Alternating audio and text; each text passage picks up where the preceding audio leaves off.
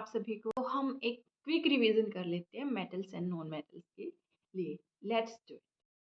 देखिए भाई, हम बिल्कुल कट टू पॉइंट अपनी रिवीजन करने वाले हैं। बिल्कुल आपके जो मेटल्स हैं और नॉन मेटल्स है उसकी हम सबसे पहले देखने वाले हैं कौन सी प्रॉपर्टीज, फिजिकल प्रॉपर्टीज। ठीक है, फिजिकल प्रॉपर्टीज हम उसकी देखने वाले, साथ ही साथ एक्सेप्शन। देखो आपके एक्सेप्शन पे बेस्ड एमसीक्यू भी बन सकते हैं और आपको उसमें वो किसी भी तरह से इसकी जो प्रॉपर्टीज हैं उसको एक्सप्लेन करने के लिए शॉर्ट आंसर या लॉन्ग आंसर क्वेश्चन भी बन सकता है। ठीक है, तो हम देखते हैं सबसे पहले हमारे physical state. Physical state metals की कैसे होती है? सॉलिड्स होते हैं। All of the metals are solids except, exception कौन आ जाएगा? Mercury which is liquid at room temperature. Room temperature पे कौन से स्टेट में रहता है? लिक्विड में। और इसके अलावा बाकी सबके सब जो हमारे मेटल्स हैं वो होते हैं सॉलिड स्टेट में। ऑन दी अदर हैंड अगर नॉन मेटल्स देखें तो वो रूम टेम्परेचर पे सॉलिड भी हो सकते हैं, लिक्विड भी हो सकते हैं और गैस भी हो सकते हैं। सॉलिड के एग्जांपल कार्बन है, सल्फर है, जो हमारा फॉस्फोरस है या फिर आयोडीन है। ठीक है, ये सब सॉलिड स्टेट में होते हैं। और जो ब्रोमीन है, हम जनरली बोलते हैं ब्रोमीन वाटर होता है हमारी केमिस्ट्री लैब में। Only bromine is such non metal which exist in liquid state eight room temperature. ये सब जो हम प्रॉपर्टीज पढ़ रहे हैं ना भाई, ये रूम टेम्परेचर पे हैं, ये बात ध्यान रखना। ठीक है, कब है? रूम टेम्परेचर पे है। अगर आप टेम्परेचर को इंक्रीज या डिक्रीज करोगे तो प्रॉपर्टीज भी वेरी हो जाएंगी। ठीक है, so these are general properties which are at normal room temperature. ठीक है, which is 25 degree Celsius. Okay, so next physical property is melting and boiling point. Melting point क्या होता है? जो आपका सॉलिड स्टेट से लिक्विड में कन्वर्ट होता है, जिस पॉइंट पे वो टेम्परेचर, मिनिमम टेम्परेचर जब वो सॉलिड से लिक्विड में कन्वर्ट होगा। और बॉइलिंग मीन्स मिनिमम टेम्परेचर जब वो लिक्विड से गैसियस या फिर वेपर फेज में चला जाता है, उसको बॉइलिंग पॉइंट हम बोलते हैं। ठीक है, तो जो मेटल्स होते हैं, क्योंकि जनरली उनको सॉलिड स्टेट है तो उसको हमें मेल्ट करने में, बॉईल करने में लगेगा टाइम, लगेगा ज़्यादा हीट, तो उनका मेल्टिंग बॉइलिंग पॉइंट होता है जनरली वेरी वेरी हाई। लेकिन यहाँ पे भी हमारे दो भाई ऐसे हैं जो सारों से हटके अलग चलते हैं, इनकी अलग ही डफली, अलग ही राग हो रहा है। ठीक है, कौन है वो? Generally have high melting as well boiling point, but two metals caesium and gallium have very low melting and boiling point. भी इनको आप अपनी हथेली पे रखोगे ना, हथेली पे रखते ही मेल्ट हो जाएंगे। क्यों हो जाएंगे?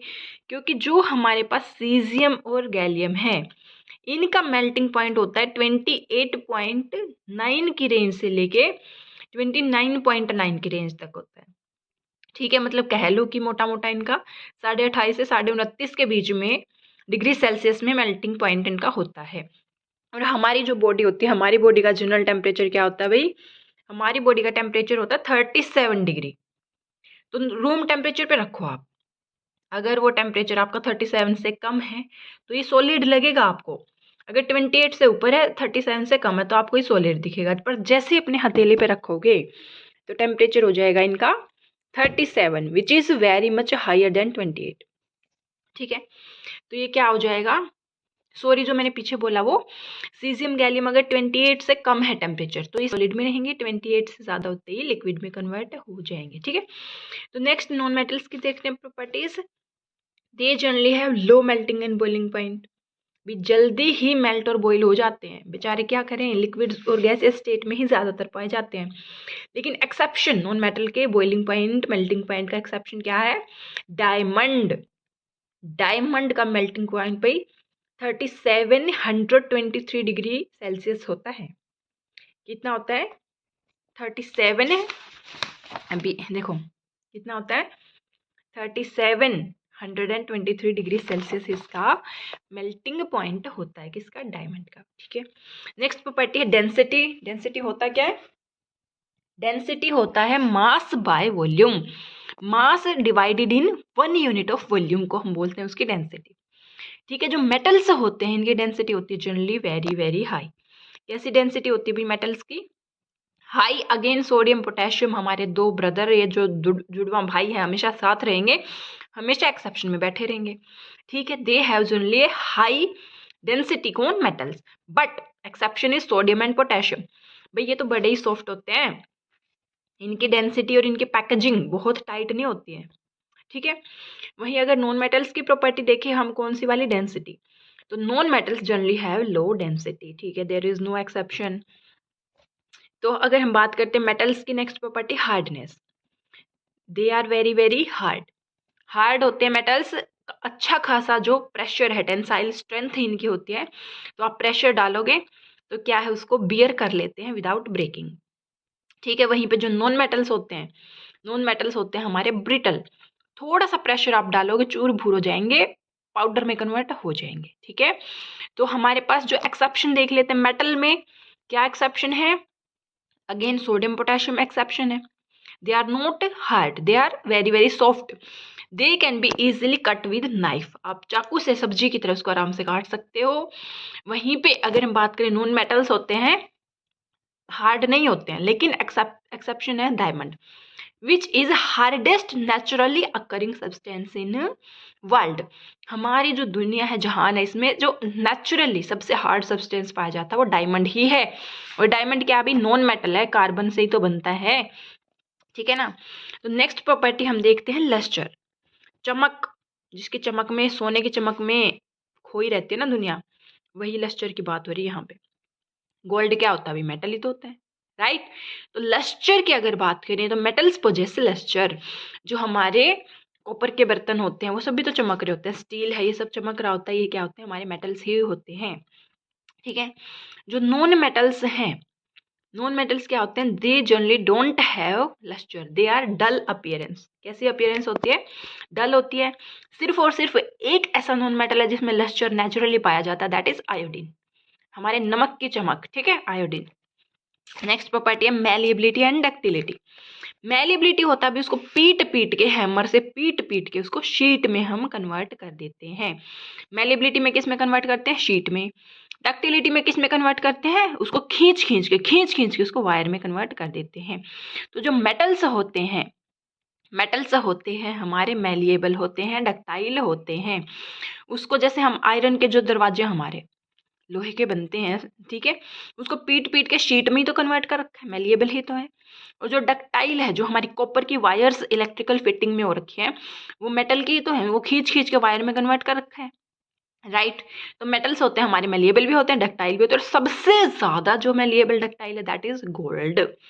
गोल्ड की ज्वेलरी बनती है, देखना उसमें इतनी पतली पतली तारें बना रखी होती हैं, बाय गॉड, किसी और मेटल की इतनी पतली बनाओगे वो टूट जाएगी, पर gold is most malleable and ductile, तो उसकी सबसे पतली शीट और सबसे पतली वायर में कन्वर्ट हम कर सकते हैं, ठीक है।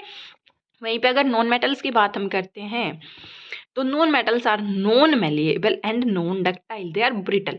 आप उनको हैमर करने की कोशिश करोगे, पीटने की कोशिश करोगे, शीट में कन्वर्ट करने को, वो टूट जाएंगे। बोलेंगे हम टस से मस नहीं होंगे, हम नहीं शीट में कन्वर्ट होते, हम नहीं वायर में कन्वर्ट होते, हम तो टूट जाएंगे भाई। वो कहेंगे अपने आप को बदलने से अच्छा मरना भला, ठीक है। तो नेक्स्ट प्रॉपर्टी देखते हैं tensile strength, this is something related to malleability and ductility. देखो भाई, जितनी उसमें स्ट्रेंथ होगी उतना ही तो मारपीट झेलेगा, उतना ही तो वो प्रेशर झेलेगा, ठीक है। तो टेंसाइल स्ट्रेंथ होती है मेटल्स की हाई, क्योंकि उनको हम पीट पाट के कन्वर्ट भी तो कर सकते हैं शीट में और वायर में। ऑन द अदर हैंड जो हमारे नॉन मेटल्स हैं उनकी टेंसाइल स्ट्रेंथ है very very low, because if we try to put pressure on them they break down, ठीक है। तो टेंसाइल स्ट्रेंथ है बहुत कम। एक्सेप्शन आ जाता है हमारा कार्बन फाइबर, जो आपकी वाईफाई केबल्स लगती हैं कार्बन फाइबर की तो लगती हैं। कार्बन क्या होता है, नॉन मेटल, और उसके हम फाइबर एक वायर लाइक स्ट्रक्चर में कन्वर्ट कर सकते हैं। मतलब जो कार्बन फाइबर है उसकी टेंसाइल स्ट्रेंथ अच्छी खासी होती है, ये एक्सेप्शन में आ जाएगा। Next property thermal and electrical conductivity. Thermal conductivity होती है भाई हीट को एक पॉइंट से दूसरे पॉइंट तक लेके जाना। इलेक्ट्रिकल कंडक्टिविटी आपकी जो इलेक्ट्रिसिटी है, चार्ज है, उसको एक पॉइंट से दूसरे जगह पे लेके जाना। तो जो मेटल्स होते हैं, मेटल्स होते हैं क्या होते हैं, गुड कंडक्टर्स होते हैं। इसीलिए तो जो हमारे वेसल्स, कुकिंग वेसल्स हैं, वो किससे बनते हैं, मेटल से। क्यों, क्योंकि थर्मल कंडक्टिविटी भी, खाना तभी तो बनेगा जब हीट को वो अपने लोअर जो तली है उसकी बर्तन की, उससे ऊपर खाने तक लेके आएंगे, ठीक है। और वहीं पे इसीलिए हैंडल जो, देखो यहाँ पे आपको आंसर मिलने वाला है। कुकिंग वेसल क्यों मेटल के बनते हैं, थर्मल कंडक्टिव। अब कुकिंग वेसल जो है उसका हैंडल क्यों नॉन मेटल का, क्यों प्लास्टिक का बनता है, बिकॉज नॉन कंडक्टर, आपको गर्म नहीं लगेगा जब आपको पकड़ोगे, है ना। तो यहाँ से आपका क्लियर होता है ये doubt. Electrical conductivity again metals करते हैं, तभी तो मेटल के वायर्स बनते हैं यार घर में इलेक्ट्रिसिटी कंडक्ट करने के लिए, ठीक है। और अब उसके ऊपर प्लास्टिक की कोटिंग क्यों करके रखते हैं वायर के ऊपर? क्योंकि plastic is a non metal, जो कि नॉन कंडक्टर्स होते हैं, इसीलिए, ताकि आपको करंट ना लग जाए वायर को छूते ही, ठीक है। तो हमारा यहाँ पे क्या हो गया, डाउट क्लियर। कौन सा कुकिंग वेसल क्यों मेटल के बनते हैं, उनका हैंडल क्यों नॉन मेटल का होता है, और जो इलेक्ट्रिकल वायर है वो क्यों मेटल के होते हैं, उनके ऊपर कोटिंग नॉन मेटल की क्यों की जाती है, ठीक है। अगर सबसे ज्यादा कंडक्टिव मेटल की बात करें, होता है सिल्वर। सिल्वर होता है सबसे कंडक्टिव, उसके बाद होता है कॉपर, एल्यूमिनियम, और सबसे कम, इस पे करो भाई जूम, फोकस कैमरामैन, फोकस इधर करो, ठीक है। तो जो सबसे कम कंडक्ट करता, पुअरेस्ट कंडक्टर होता है, ऐसा मेटल कौन सा है? मरकरी। हमारे जो मरकरी साहब हैं, जो लिक्विड स्टेट में एग्जिस्ट करते हैं रूम टेम्परेचर पे, जो वो मरकरी हैं, वो क्या करते हैं भाई, सबसे पुअर कंडक्टर होते हैं, किसके? इलेक्ट्रिसिटी के, मेटल होने के बावजूद भी, ठीक है। अब जो हमारी इलेक्ट्रिकल वायर है वो सिल्वर की क्यों नहीं बनाते? अगर वो सबसे कंडक्टिव है, महंगा भी तो पड़ेगा, ठीक है। तो we look for alternative. Alternative कौन मिल जाता है हमें? कॉपर। सस्ता भी पड़ता है और अच्छा खासा कंडक्ट भी करता है, ऐसी कोई दिक्कत नहीं है उसमें, ठीक है। वहीं पे अगर नॉन मेटल में बात करें, नॉन मेटल होते हैं नॉन कंडक्टर्स, नहीं कंडक्ट करते। एक्सेप्शन में भाई साहब है ग्रेफाइट, कार्बन से बनता है, कार्बन का एलोट्रोप है, ठीक है। अरेंजमेंट क्या होते हैं, एक कार्बन अपने ही सेम प्लेन में 3 कार्बन से अटैच होता है, और दूसरे प्लेन में होता है 4 कार्बन से अटैच, फोर्थ वाले से। जो फोर्थ वाला उससे होता है बॉन्ड वीक, इजीली ब्रेक होकर उसको आयन में कन्वर्ट हम कर सकते हैं, ग्लाइड वो कर सकता है, इसीलिए ग्रेफाइट कैन कंडक्ट इलेक्ट्रिसिटी, ठीक है। लास्ट प्रॉपर्टी, फिजिकल प्रॉपर्टी में आती है सोनोरोसिटी। मतलब सोनोरोसिटी होता है भी एक शार्प और एक परसिस्टेंट साउंड देना, ठीक है। देखो साउंड तो मैं इसको, नॉन मेटल है ये, आ रही है ना अभी भी, तो ये सोनोरस नहीं है, मैं इसको पीट रही हूँ, रुक गई, तुरंत रुक गई। अब देखो ये रखा हमारा मेटल, शार्प है ना साउंड।